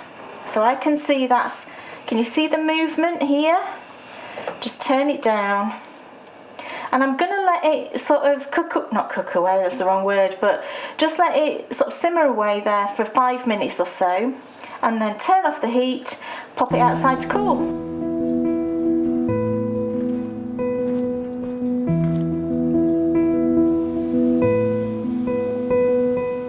Okay, so here we are now for our second colour. Now this one is going to be a tonal but with some variegation in there. Quite a sort of gentle colour. So in my pot it's about half full, I would say, with water, and we've got another tablespoon of citric acid in there. So into the pot I'm going to put in first of all some of the coral colour. This one is much more granular than the raspberry. I don't know if you can see. Can you see how granular it is? And I really love landscape for that sort of quality. Some of them are very granular. So I'm going to pop into my pot. I'm going to start off with a sort of flat 1/8 of a teaspoon. Pop that in. And then I'm going to put in just a teeny bit of the wild raspberry. And I'll put it in. Can you see it literally is a teeny bit? The reason I'm doing that is it gives a kind of connection to the main skein, because we've got that colour going on in the, I say main skein, in the first skein. So give this a stir. Yeah, that looks good. So the colour that you're going to get, coral is, as it says, it's that kind of slightly tangerine-y sort of colour with pink in there as well. I'm sure there is pink in the coral colour. But adding that tiny bit of wild raspberry just gives it a very teeny bit of a pink edge. And what we're going to do, similar to last time, but I'm going to do it in a more exaggerated way, I'm going to drop the skeins in and let the first half of the skein really absorb the colour, and there will be very little in the kind of second half of the skein, because then we're going to add in a different colour to sort of colour that end, and then where they meet there'll be a kind of bit of mingling going on.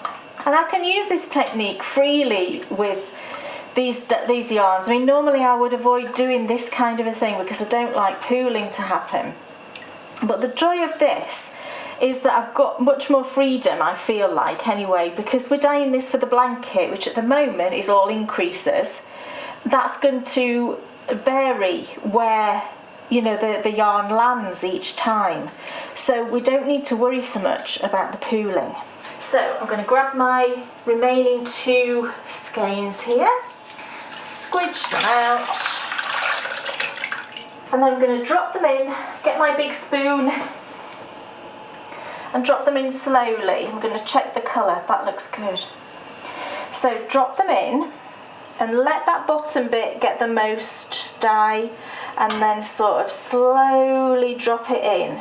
And by the time we get to the centre point, we want the dye in the pot to have kind of dispersed quite a lot, being absorbed in.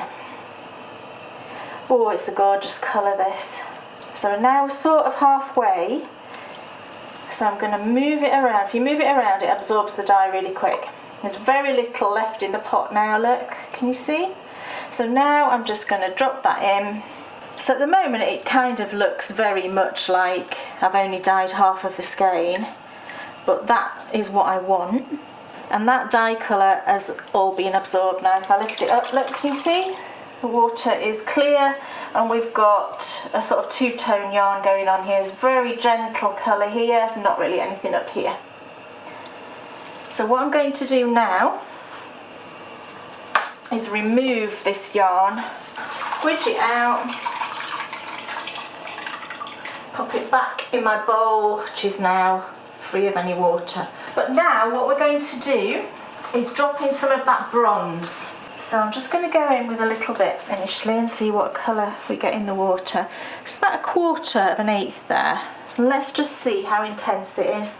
First of all, oh, it's a gorgeous colour. Yeah, I'm going to need a bit more than that. Oh, look at that. I'm definitely going to need more. I'll put in another 1/4, so at the moment that would have been about 1/2 of an eighth, a teaspoon. And let's see. I'm even going to go a bit more. I'm going in increments of 1/4. So that now is probably about a flat eighth. I'm going to go a teeny bit more and then we'll be there. So I still think it will be about a flat eighth actually, of a teaspoon. Yeah, I'm liking the way that looks. It's a gorgeous sort of caramel colour. So make sure it's fully dissolved. So I'm going to go back to my skein now and I'm going to rearrange it so that my ties are down here at the opposite end. So just grab it and move it entirely around like that. Grab it, move it entirely around.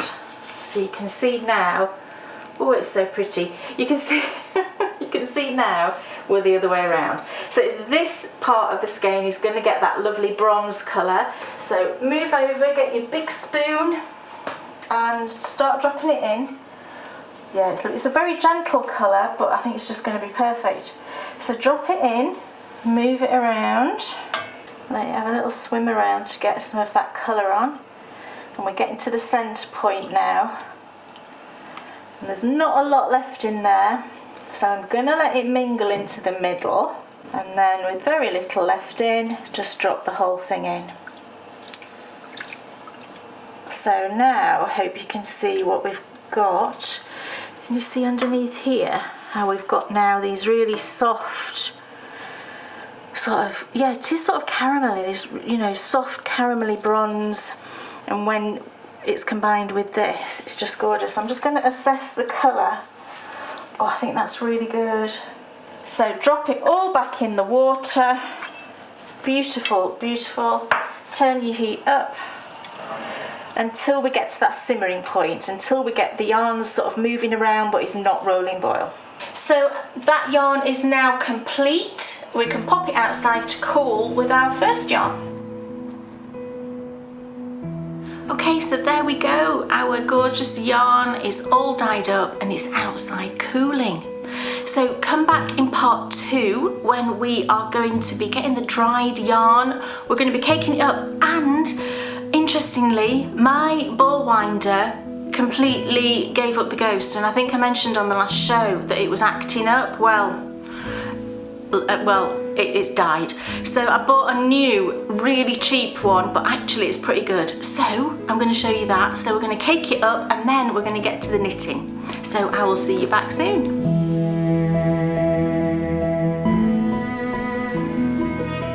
Oh my goodness, Wintersonne is just gorgeous. Do you like it? Oh, it's such an interesting colour. A lovely heather. I mean, it's just so sort of, there's a lot going on, but there isn't, and it's like perfect. To me, it's like the perfect sort of blend. It's the perfect complement to the colour that came before. Right. Do you think? Yes, and I mean, I will show you, I have finished my section 2, so I am going to try and finish each section before you see it so that you can see it, but it just depends. That really sounded terrible. I think you all know what I mean. Of course it did. It just, as long as I've got enough time to do it. Sometimes I might not quite have finished the section that you're about to knit. Just wonderful, though. I mean... Yeah, and it's gorgeous. It knits up so lovely. And interesting, isn't it, to see, yes, you know, we're sort of in the heart of winter now, but, you know, those external shots that we're going to keep the same every episode so you can watch the seasons change. You'll be able to see how that area of the woods changes each time, and it was much greener. I hope you noticed that, but it was much greener than last month. Yeah, already, you know, starting to see a real difference from the month before. Can't sort of wait for summer, though. seeing all the flowers. I won't be having my big coat on in the summer. You have to wear the same thing all year. Yeah, well, that's my challenge. No. You know, I'm going to try and have the same outfit on all year. You are going to have the same outfit on all year. You're just not going to have the same coat on. No, in the height of summer, I don't imagine I'll have any coat on. No. To be honest. Correct. So yes, that's just the start. The yarn is dyed. Yes. When she comes back later on in the show, it's going to be time to see her brand new ball winder. Yes, got a new ball winder because this one up here... It's rubbish. Has just gone completely rubbish. Yes. So, brand new ball winder, and we're going to get knitting. It's going to be and she's also going to show you how to fix mistakes. I'm going to show you how to fix a really common mistake when working with 2 strands of yarn. Wonderful. That can happen. Yeah, and I'm going to show you how to weave in your ends. Gorgeous. Gorgeous. Don't worry, she hasn't finished.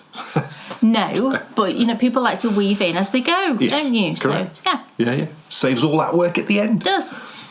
That's enough, though, for now. My favourite blanket will be back later on in the show. Right now, it's time to find out. Kay Jones, what's off your needles? Well, I've just got one thing this time, but I wanted to show you a few other things quickly that sort of connect. So I finished my Snow White rumples. Now, this is where we're going to see if these blow out. What do you think? Yeah, they're okay. Can you see the pattern? Okay, they are blowing out a bit. There's nothing we can do. It's white, and I've discovered it's almost impossible to photograph it or show it in any sensible way. But these are my Rumple Socks, my design, that I knitted with this gorgeous, just plain creamy white yarn. And I put in blue heels because the character of Mary Margaret in Once Upon a Time, she wears a blue hat quite a lot, which has become quite famous, quite iconic, I think. So that links into Mary Margaret, and then Snow White, obviously, and then it's the rumple pattern. So I knit these just using an undyed skein of yarn, and I just love them. And I love them that much that this thing links into something I'm just going to show you quickly. We're doing our year-long knit-along this year with our patrons is a sock knit-along. It's called Sock Stash. And the idea is that all through this year, you knit socks. These can be any socks you want. You can knit Christmas stockings, or you could knit baby socks, or you could knit a sock bunting. It doesn't matter, any socks at all. But the idea is that you knit a load of socks and then you stash them away for this coming Christmas, so that you've got all of those gifts. Or they might be for you. Maybe they're just for you and you want a big stack of socks to wear at Christmas, you know, for next year. So it's called Sock Stash. And I think these might be going into Sock Stash because... Should we take this off, we? Okay. Yeah, cool. So you can carry on talking. So, because they're just too lovely to wear at the minute. And it made me think of a few other pairs of socks that I've got that I've never worn because they're just too lovely. So I thought I'd just quickly show you those. The first pair you saw recently, and these are my Advent socks from December just gone. These were my winter solstice Advent socks, and they are currently far too pretty and precious to put on my feet, or Bryony's feet for that matter. So these ones go into that precious stash. Gorgeous. I've then got this pair. Do you remember me knitting this pair? This is a homespun house yarn, and it was the Christmas at Hogwarts from... I knit these in July, I think, last year, but it was from like the Christmas before. It's a great colourway. Yeah, it's a great colourway. It really is. I love it. And the contrasting. The red brilliant. sparkliness for the heels is just lovely. And I knit my crunkled pattern into these. What I love about these is the red is very evenly spread. Yeah, it's sort of like a self-striping. And I don't mind yarn when it does this at all. I quite like it. Because I can always put in my butterfly heel, which is what this is, and it keeps that striping business going. And I really like it actually when socks do this. I think it looks really classy. I don't class this really as pooling. No. Because, you know, pooling, I don't need to tell you what pooling is. So that's another pair that I've never worn and is too precious to wear. And then the third pair, I actually knit these a few years ago. I don't know if you remember ever worn them. No. Why? Because they're too lovely. Okay. I can't face wearing them. Right. Does anybody else do this? These are knitted with a skein of Hot Socks Diamond. You wouldn't do that with a cake, would you? That cake is too perfect. I'm not going to eat it. I ordered this morning some biscuit cutters that imprint onto the biscuit like a custard cream and a bourbon. I'm totally making them. Yeah, but no, these are totally distracted me thinking about custard creams and bourbons, although I can't eat bourbons because there's chocolate in them, but custard creams I can totally eat. Yeah, this is Hot Socks Diamond, and I don't think they do this base anymore, this diamond base. And I love them, and I love the way that they knit up. I think I used a Regia for heels and toes. It looks Christmassy, doesn't it? But it also looks a bit like a sock monkey. Don't you think this grey and red bit here looks like a sock monkey? Yeah. And I just love them. And I've never ever worn them because they're too precious. And I never will. But every time I go in my sock drawer, I see them and I think, oh, they're lovely. And it brings me joy. I don't have a problem with that. So I thought it would be fun. If anybody else does this, I don't know. But that's my 3 pairs that are currently too precious to wear, and the white rumples will be going into that pile. And so, that's your sock stash? Well, no. Technically, this is sock stash because it's this year. Is that your only sock stash for this year? So far. But I think I could creep this, sneak this pairing because I only finished this the back end of last year. And I'm obviously not qualifying for prizes or anything. No. So I think currently these are my 2 sock stash. And we'll see how we go through the year for that. Cool. Right. It's time to get back to my favourite blanket, and it's time to see what we're doing with the knitting in the next section of this gorgeous exclusive design which Kay's created just for you. Let's get back to my favourite blanket.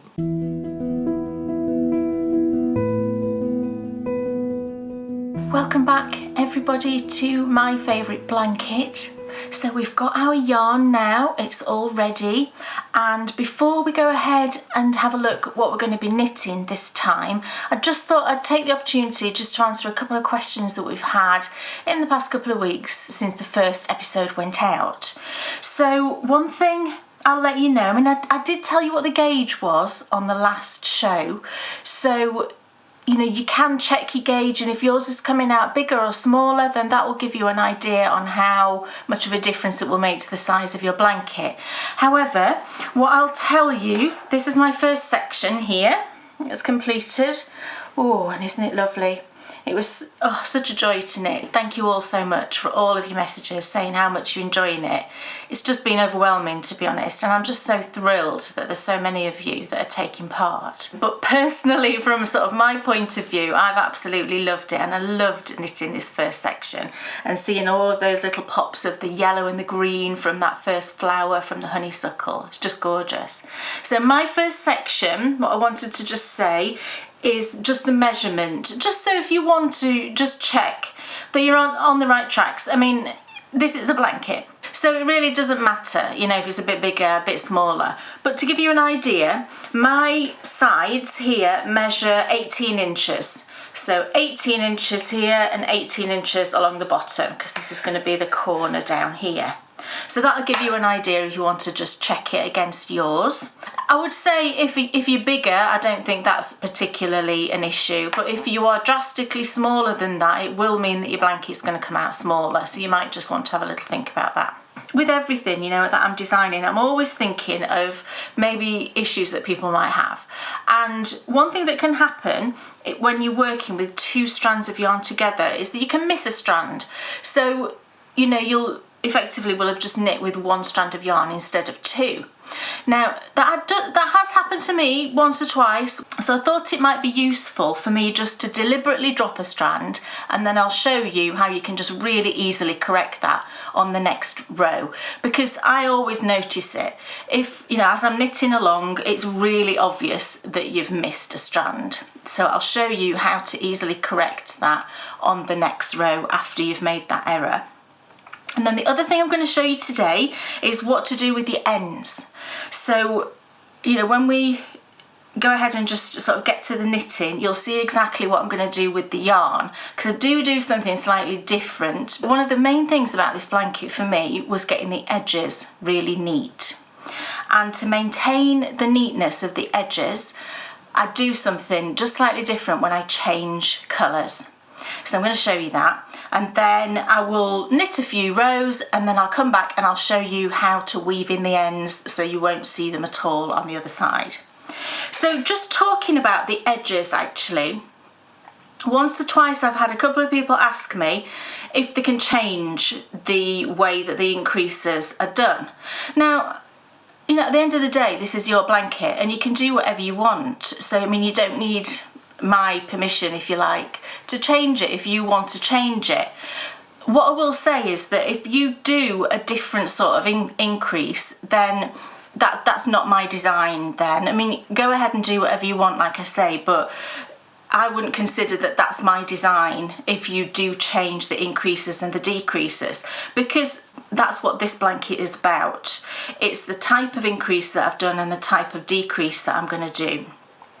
And that leads to just a really straight edge, because as I said on the previous show, what I wanted this blanket to look like, you know, you imagine you've got a piece of garter stitch and you just cut it and the ends don't do anything. You know, they don't unravel, they don't do anything. I just wanted it to look like that, like you couldn't see the increases and the decreases. And as much as possible, I think I've achieved that.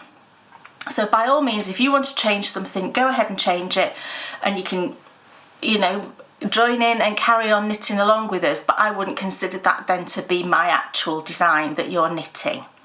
So one last thing I want to say is, although I'm not going to tell you what the finished blanket looks like, what I will say is that we do have a little bit of fancy business going on through the centre. And that's all I'm going to say at this stage. You might find either in this next section or the one after, your stitches become crowded on the 32 inch if you started like me with a 32 inch. So whenever that happens to you, just switch your cable to the longer length cable and then carry on. Okay, so that's our blanket all ready to start knitting the second section. So the first thing we need to do is to organise our yarn.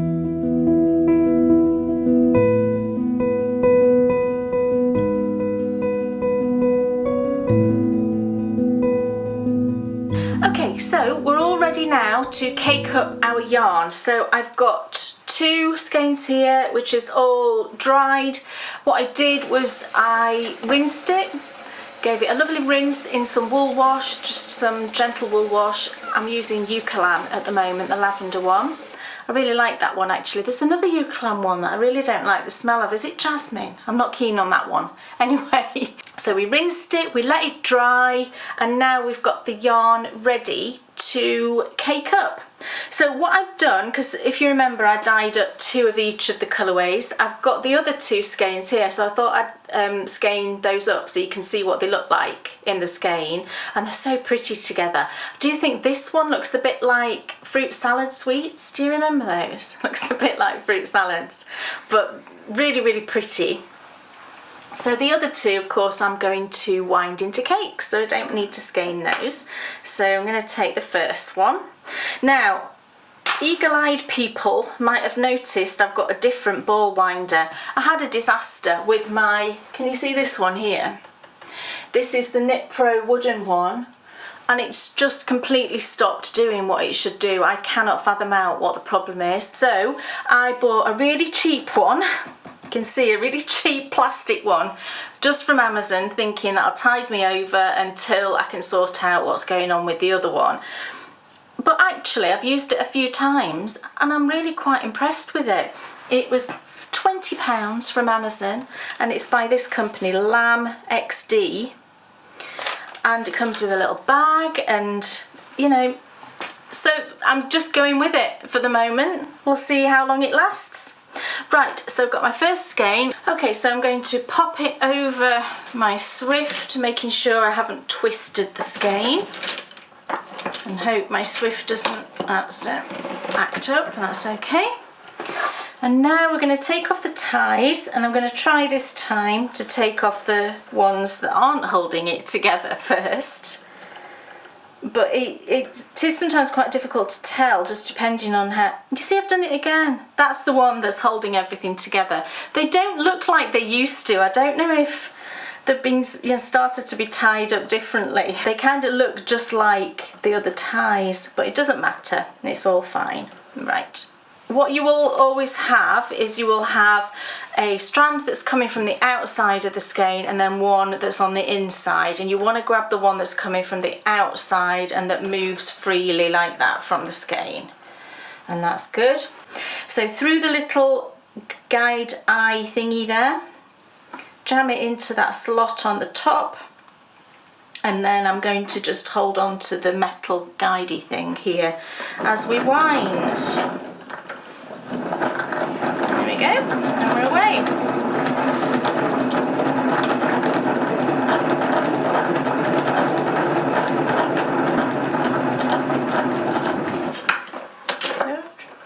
Right, that last bit's just got itself tangled. That's fine. There we go. Oh, this looks so pretty caked up. And what I do, the yarn that was in the centre there, that was jammed in the little gap, I just put my finger on it so that that ends up in the centre of the skein. And there we go. It actually winds a cake. I've never had a cake that looks like this, and I was thrilled when it came off, when I wound my first one on it, because I've always wanted a ball winder that produced a cake with these cool triangular little gaps in it. Can you see how pretty that is? And that tonal, doesn't that look just gorgeous caked up? So I'm going to wind this speckled one as well, and then we can get to the knitting.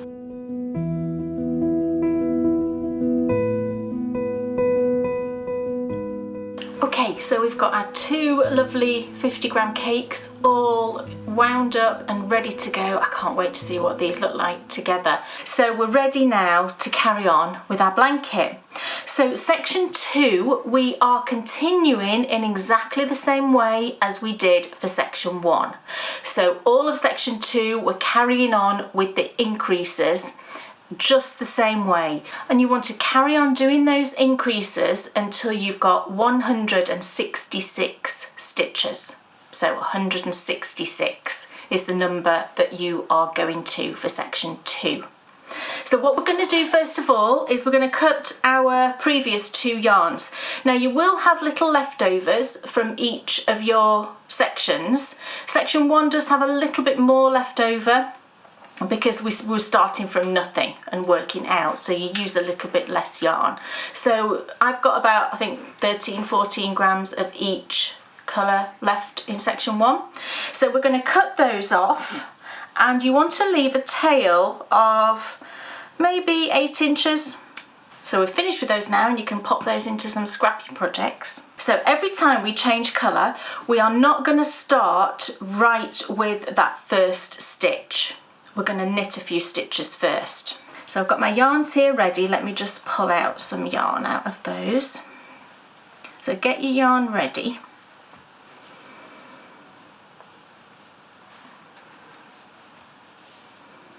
There we go, holding double.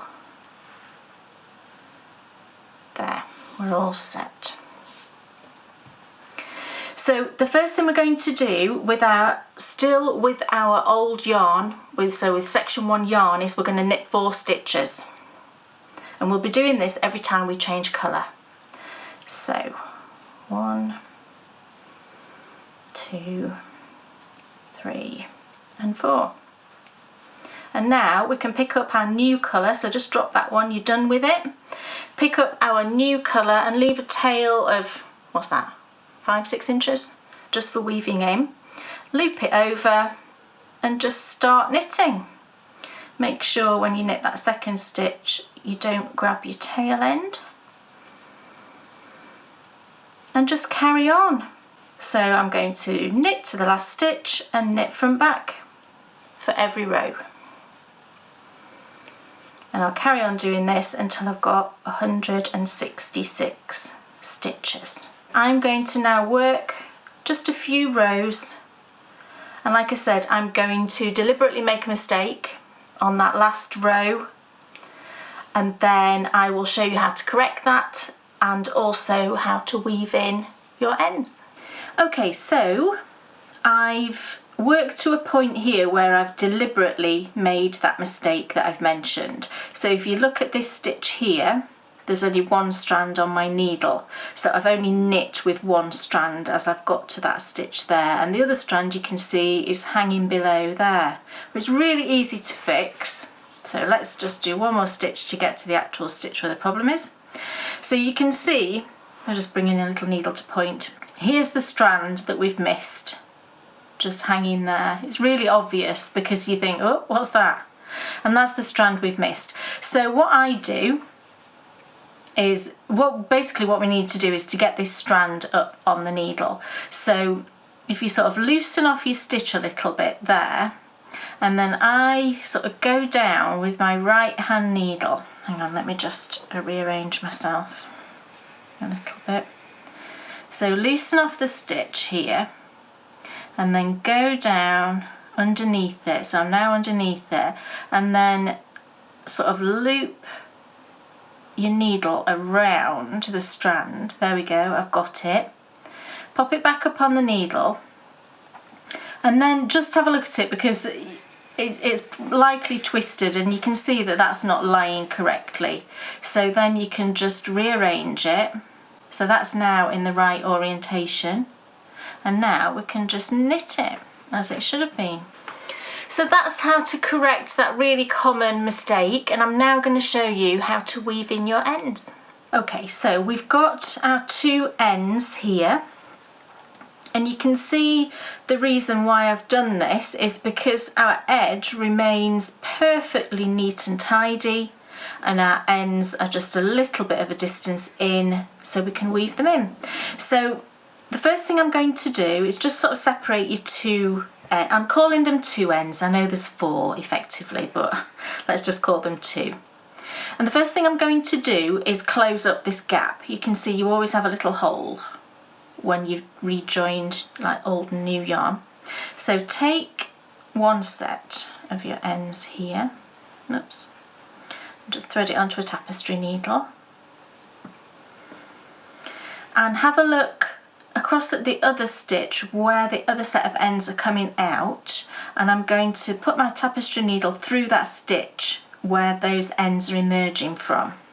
Don't pull it all the way, keep it loose like that, and then grab your other end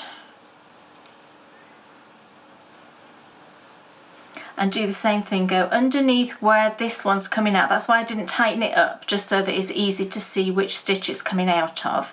Go underneath that, and now you can pull them both tight. So pull that one and pull that one, and when I say tight, you just want to pull them so that when you look at it, it just looks like the rest of your fabric. There'll be, you know, there's an extra bit of fabric going on there, but essentially you can't really see it. And what we've done by crossing them over like that is we've closed the gap. So now we can go ahead and weave in our ends. So I'm going to weave in this colour on the correct colour down here, and this one up here. With the green yarn, I'm going to first of all just work down to a little bit of real estate, of this green colour. So I kind of go through two legs and two legs down like that, and that just gets me into the right area. I need to go down one more actually, so just find that leg, go down and down, right, there we go. And now we're in the right area to weave in. So what I'm going to do is I'm going to sort of follow the yarn around here. So I'm going to go round and up through that sort of, what's that, like a little umbrella, up through that one, and then up through the one that looks like a little smile. So you're kind of at an angle, can you see, like that? And pull through. And as you pull through, don't, you know, do it quite gently. You want to sort of have a look at it and think, can I see that? No, I can't. I'm good to carry on. And again, follow that stitch around, and this time we're going to go down through the sort of smiley thing and down through the little umbrella shape, again at that angle. Same thing, pull it through at a tension where you can't see it, and just carry on in that way for maybe, I don't know, 6 or 7 stitches, I guess, until you feel like you've secured those yarns. And if you weave your ends in as you go, it's really not traumatic. You know, it might take you 5 minutes each time. Can you see how we can hardly see it, really? When you trim your ends, I won't trim this just yet because I'm going to weave it in a bit more, but when you trim them, don't go really close to the fabric here. Leave a little bit of fabric like this. Because inevitably what happens is everything moves around and that yarn gets sucked in, and if you cut it way down near the fabric here, it can poke through the other side. So leave a bit of a tail like that, trim it, and then when your blanket's completely finished, you know, if you want to wash and block it or spray block it or whatever you're going to do, that's fine, and then you can do a final trim right at the end. So this one I'm going to do exactly the same. I'll start it off and then, I mean, you know what to do now, don't you? So with this one, we're going up into this, the new colour, which doesn't it look just lovely? I'm loving it. So again, I'm just going to get a little bit sort of further up into the fabric so I'm in the right area. I'm going to go up one more. And then same thing, so we're going to follow that around and then we're going to go down and down at an angle, and then follow it around and go up and up in exactly the same way. So then you can just carry on weaving in as we did for the first colour.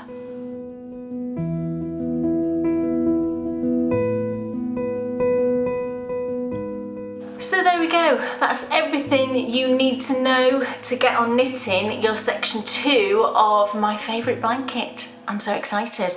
I've actually knit a few rows just so that I could show you those couple of things, and the colours are just looking gorgeous. I hope you can see all these little specks, the little bright specks of that magenta and the purple. Oh, it looks so nice.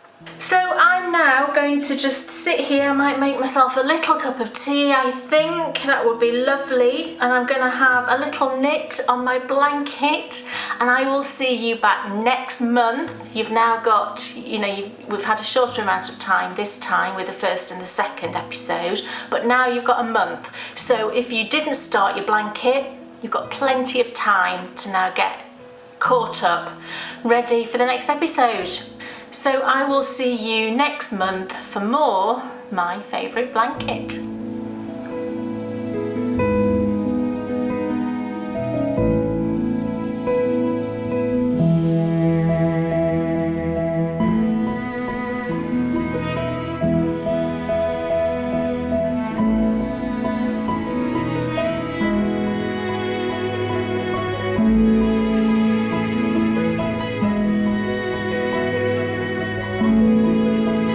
Now that was just lovely. I loved how you showed people, and this is obviously a subject very close to my heart, how to fix a mistake. How to fix a mistake. I think that is the most common. I would think that that's the most common mistake. You know, you're working along, and you've knit the next stitch with only one of your strands, and that just happened to me. And I, like I said on the thing, I always look at my knitting. So I think if you're one of those people that doesn't look at your knitting as much, there might be more of a chance. It's really easy to fix on the following row, as I showed you. Yeah. I wanted to ask as well, just I'm thinking from my own point of view as a knitter and the type of questions which I would have after, you know, I'd edited that and watched it back. One of the questions which jumped out to me was, you know how you mentioned about gauge? Yes. And you know how you said, you know, if you're like way smaller, what would I do to get gauge? Well, if it was smaller, if you were tighter, so if your first piece was coming out way smaller than mine, that means you're knitting tighter. So you need to increase the needle size. So I'm using a 4.5mm. So what would you tell me to go up to? Try a 5 or a 5.5. Right. And then that might help you get the same gauge as I'm getting. Similarly then, if my gauge was bigger than yours, go down a needle size. Go down a needle size. Cool. Yeah, I did tell everyone the gauge in the first episode, if you want to go back and listen to that. And it's on the pattern too. And of course, yes. the pattern is attached. Well, it's linked in the show notes below, and that's available to all Bakery Bear patrons. Yes. So for just $2, you could be accessing that pattern. Kay's, of course, she's taken you through all of it already, but if you want the written pattern, that is available for you, and it's linked in the show notes below. Yeah. You've got the blanket to show. Yes, so I finished my section 2.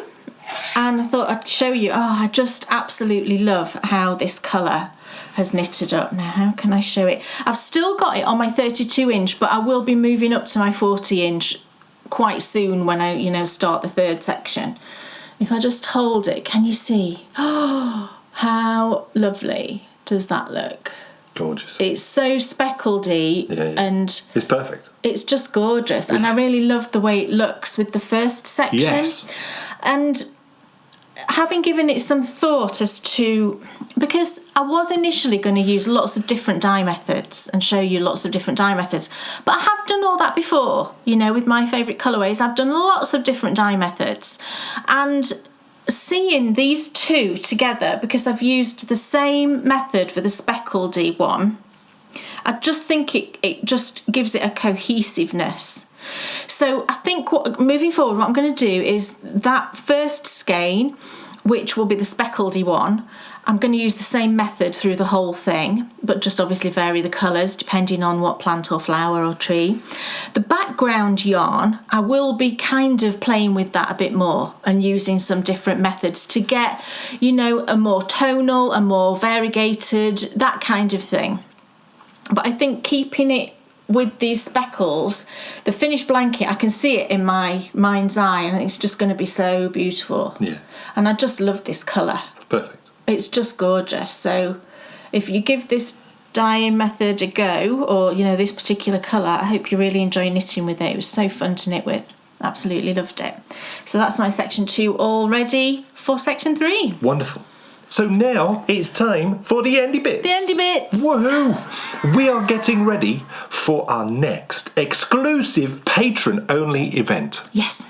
This is going to be so exciting because from the 1st till the 14th of February, we're going to be celebrating Valenvent. Valenvent. Now, don't go thinking that these are some vents in your caravan that you open when it's hot at night. No. This is a knitting event. It celebrates all there is to love about the colours and the joy of Valentine's. And I've told everybody what yarn they need. We sent out an email, so you will all qualifying patrons will have had an email. Well, it's all patrons. All patrons, sorry. So this is an event for everybody. Everyone, you will have all had the email telling you what yarns you need. That's a great point to bring up. If you have become a patron recently to get access to the My Favourite Blanket pattern, so you are a $2 patron, a bronze patron, you will get access to this event. To Valenvent. Yes. Yes. And it's what I wanted from Valenvent this year was to create something that was focused on the joy of the yarn and your love of the yarn. There you go, so love. That's the connection with Valenvent this year. It's showing love to those very favourite yarns. So what I told everybody they needed was 10 times 10 grams of fingering weight yarn, and you can just go mad with that. Choose whatever you want.